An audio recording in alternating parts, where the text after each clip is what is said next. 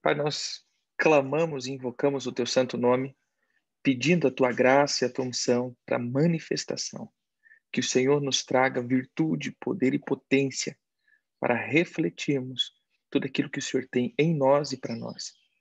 Nós queremos que o Senhor nos limpe de toda mentalidade platônica e neoplatônica, como temos estudado, Senhor. Pedimos que o Senhor tire todos os fundamentos que veio, meu Deus, misturado no Evangelho, para que possamos estar nos apresentando diante do Senhor com o entendimento da tua palavra revelada, em nome de Jesus.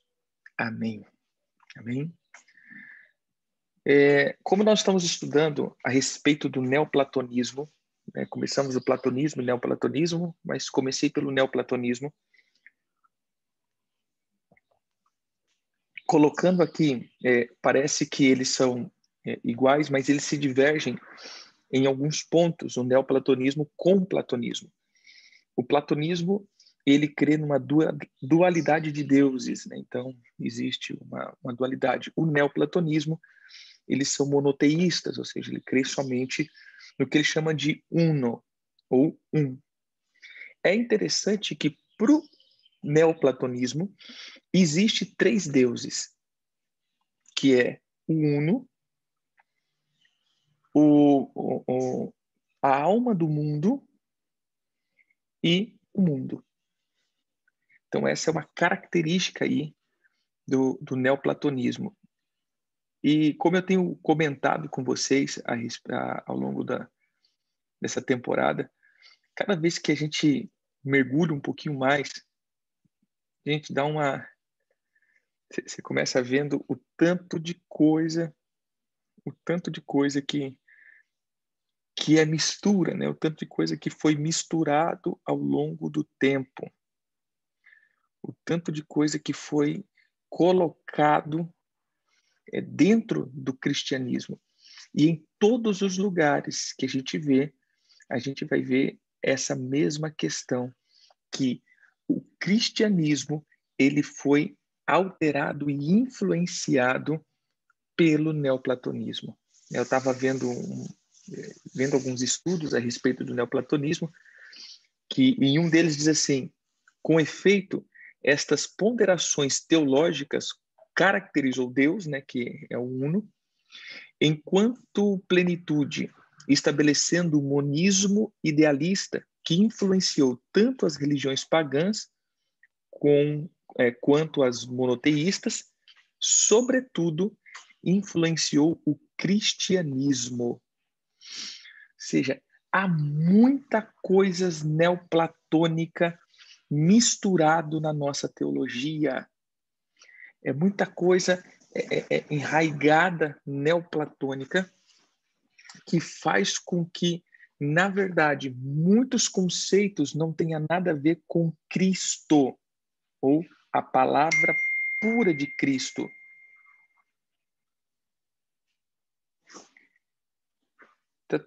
Deixa eu tentar jogar o link de novo aqui, que tem gente que parece que não está conseguindo entrar. Então tem muita coisa enraigada, né? Por isso nós precisamos estar muito aberto para entender essas concepções neoplatônicas e realmente sair fora disso.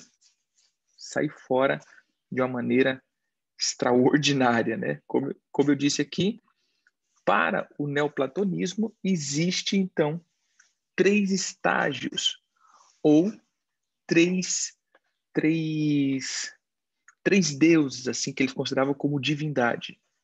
Que seria, a primeira seria a emanação do uno, que era representado pelo intelecto, ou logos. Eu creio que vocês já ouviram essas palavras muitas vezes. Então, que seria a manifestação suprema de Deus. E, igual todas as coisas, emana disso. E o segundo nível seria a alma do mundo. E o terceiro nível seria a matéria. Então, é essas três características, ou seja, a emanação, essa essência que vem do ser supremo, estou dizendo agora com uma visão neoplatônica, essa supremacia emanada, né, desse uno, o intelecto, que é esse uno. Então, veja que eu quero pontuar algumas coisas, colocando para nós como cristianismo. Eu tenho falado isso ao longo do tempo, porque nós vemos muito intelecto, ou seja, muitas coisas que são intelectuais, que nos acrescenta inteligência, no sentido que você começa a saber de muitas coisas, porém isso não promove nenhuma transformação. Às vezes eu falo com irmãos a respeito disso. Irmão, olha, muito legal, o intelecto é muito bom, é muita informação, as coisas muito boas, porém, o que isso transforma a tua vida? O que isso vai realmente levar a um nível de transformação? O que isso vai gerar um nível de mudança? Nada. Ou seja, há um intelecto, há inteligência, porém não há transformação. Amém? Há inteligência, porém não há transformação. Então, isso é neoplatonismo. Ou seja, aquilo que me acrescenta na alma, porém não chega no meu espírito. Veja, querido, inteligência ou intelecto é algo que atinge a minha alma. Essa é o logos. E logos, para o neoplatonismo, é a maior emanação do uno. Ou seja, eles têm o logos, que é o intelectual, por isso a filosofia, né, a busca do saber, da sofia, porém isso nunca vai sair do campo da alma.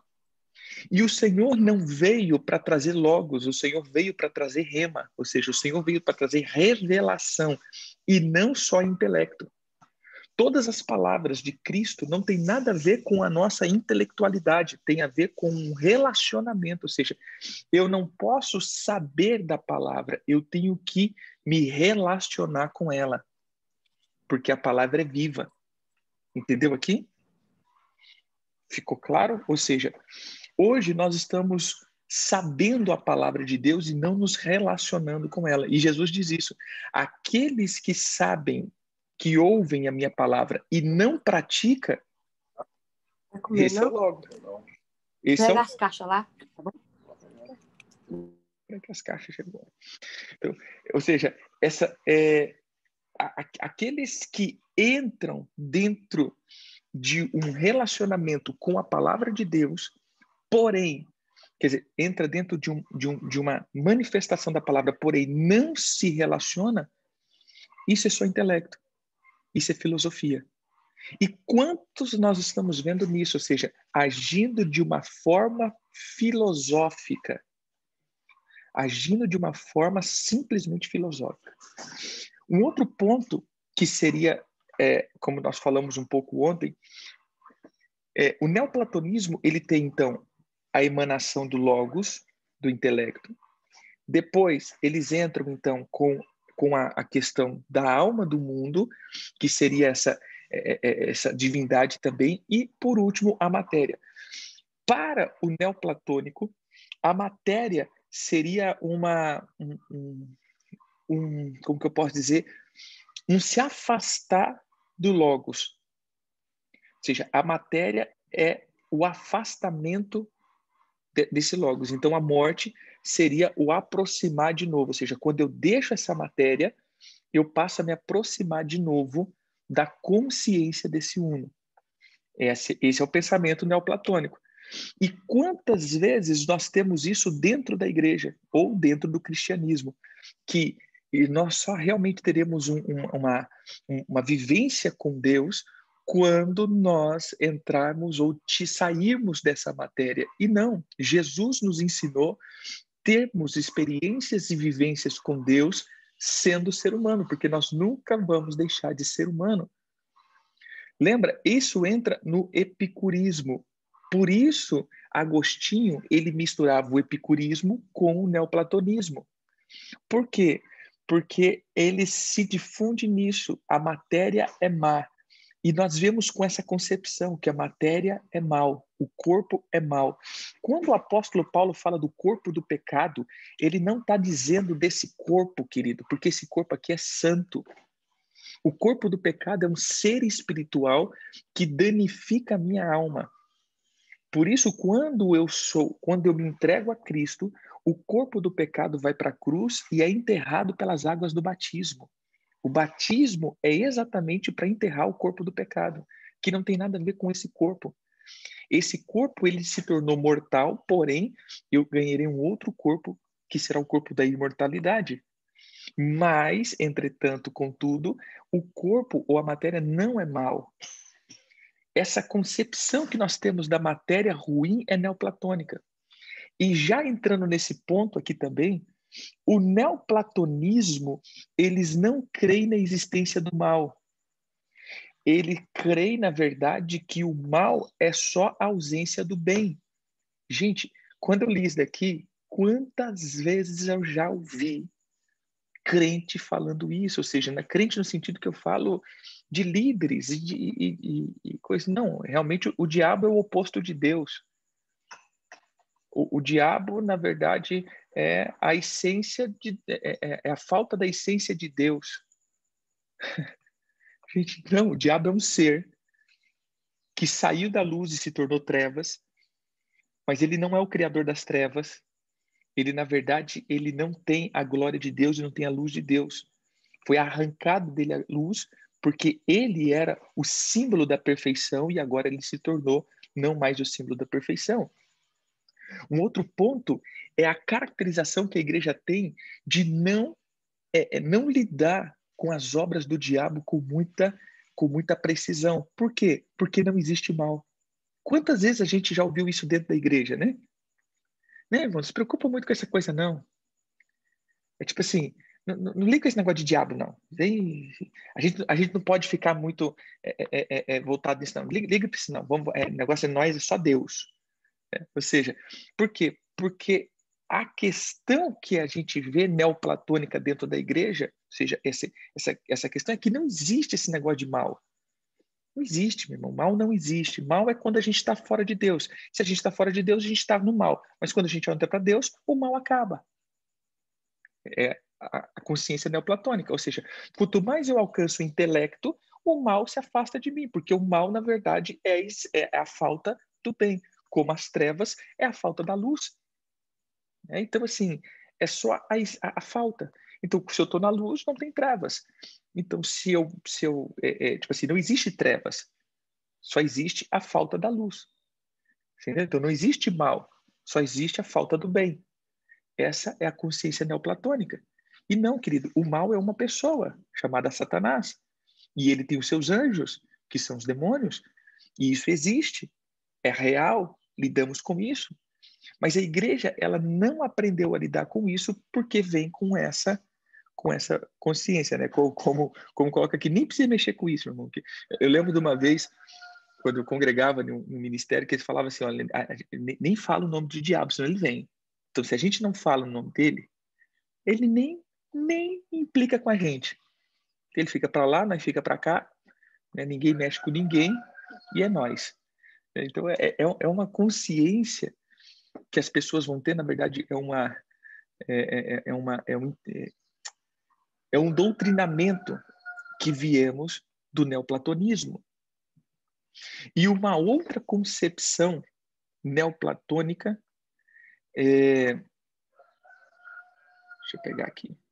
Então a gente já viu, né? Não existe mal. Eu vou compartilhar uma tela aqui com vocês, porque o neoplatonismo ele é estritamente goético.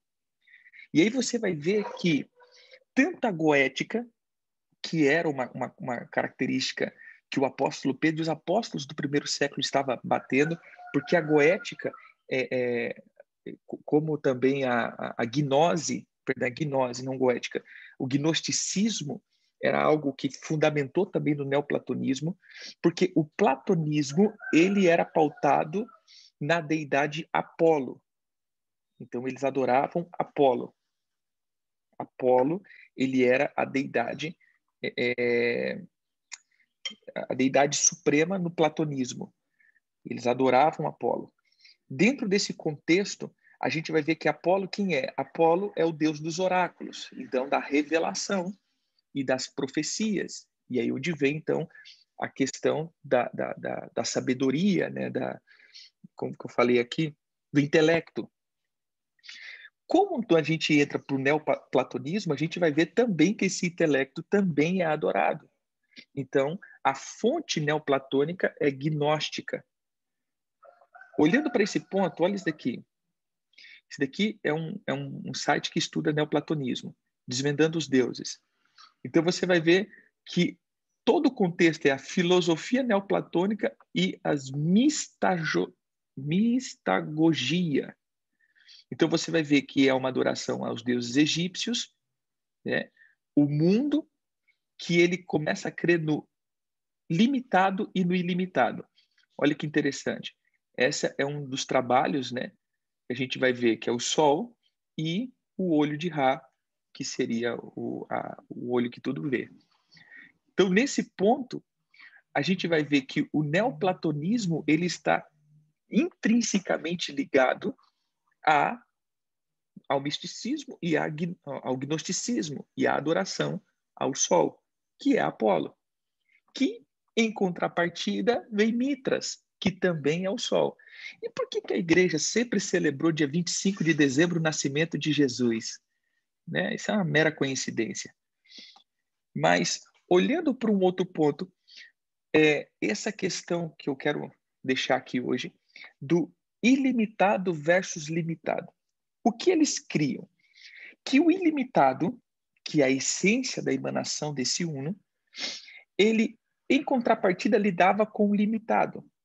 Ou seja, é como o maior exemplo que eles criam é como o óvulo fecundado. Ou seja, o óvulo fecundado é a ilimitação, porque é o extraordinário da criação, porém, era limitado pela carga genética. Ou seja, todo o crescimento ele seria limitado pela carga genética, porque o DNA ele limita o crescimento disso, ou seja, o DNA ele vai determinar o que esse ser seria, o quanto ele cresceria ou essas coisas todas. Então, nesse ponto do ilimitado para o limitado, eu comecei a entender também uma teoria que nós carregamos dentro da igreja. Que teoria? Gente, é assim mesmo, tudo está predestinado. Então, apesar de sermos divinos, nós nunca mudaremos, porque já está escrito. O que tem que acontecer, aconteceu.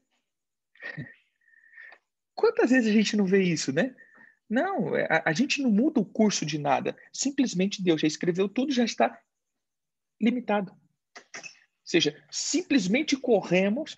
Irmão, eu não quero dar aqui doutrina calvinista e nem arminianista, né, assim dizendo, mas o que eu quero deixar claro é que, estudando um pouco isso, eu comecei a entender um pouco dessa nossa visão, essa nossa visão da irresponsabilidade humana.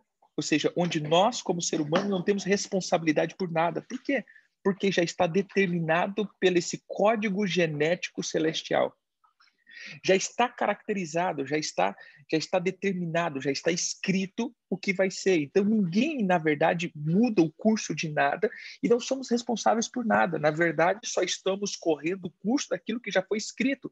Por mais que eu tente fazer, existe algo que já está escrito e determinado para a minha vida. Ponto. Entenderam aqui? Ou seja, eu me torno irresponsável pela minha história. Porque a minha história, na verdade, já está escrita e pronto, acabou. E eu só vou correr o curso disso que já está escrito. Ou seja, eu acabo sendo uma marionete que vive, que na verdade não tem vida. Eu estou na limitação de tudo isso. Então a vida está acontecendo conforme a emanação desse uno que escreveu e a gente simplesmente é esse joguinho programado de computador. A gente tem que tirar isso da nossa cabeça. Nós temos responsabilidade, sim. Há um texto, principalmente na questão, por exemplo, de morte. Há um texto que diz o seguinte. Diz o seguinte, deixa eu ler. Deixa eu pegar, na verdade, né?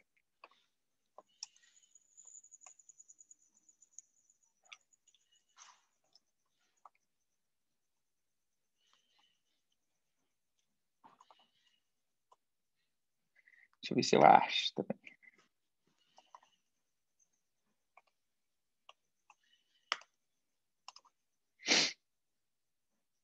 Um texto que eu acho muito, muito interessante, que ele fala a questão da justiça e da tolice. Eu acho muito interessante esse texto.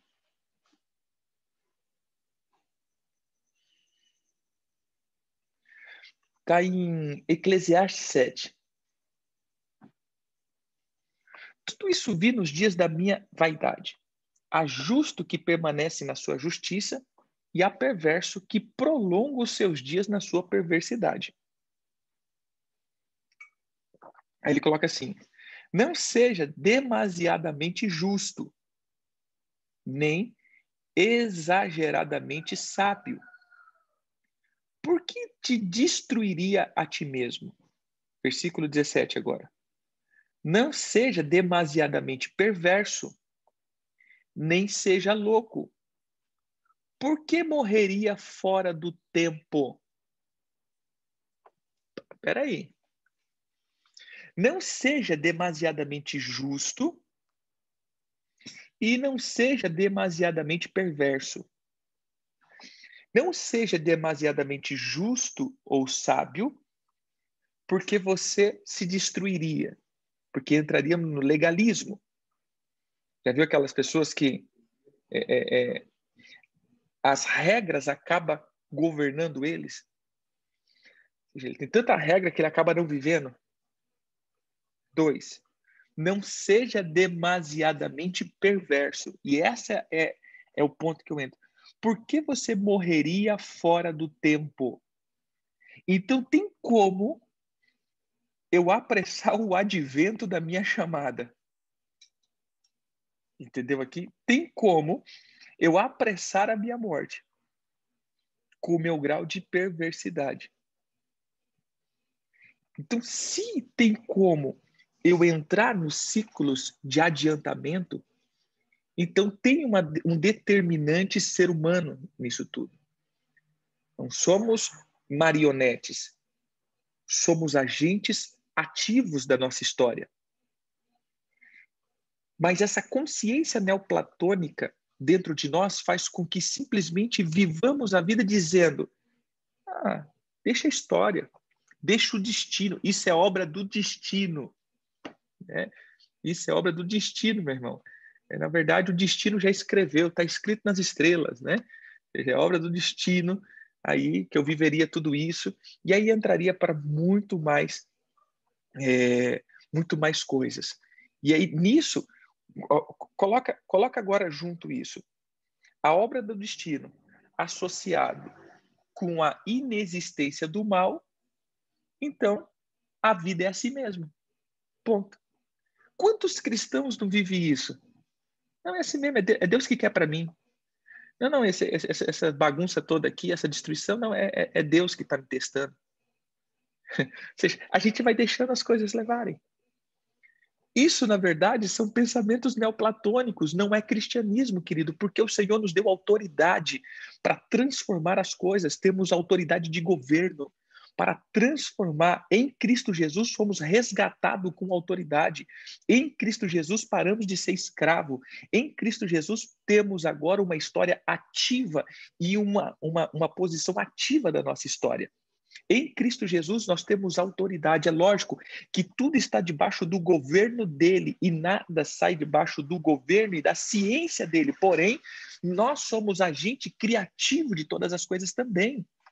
Somos coparticipante dessa história. Em Cristo Jesus. Então, nós precisamos mais um pouco destruir essas mentalidades. A inexistência do mal. Não, o mal existe e o mal não é só ausência de bem. O mal é uma pessoa. Amém? O mal não é só ausência do bem. O mal é uma pessoa. Porque tem muitas pessoas que estão entrando na luz, mas ainda são atacadas pelas trevas. Ou seja, nós temos um ser que tenta tomar o posicionamento por causa das legalidades. Então, o mal existe e nós precisamos guerrear contra ele.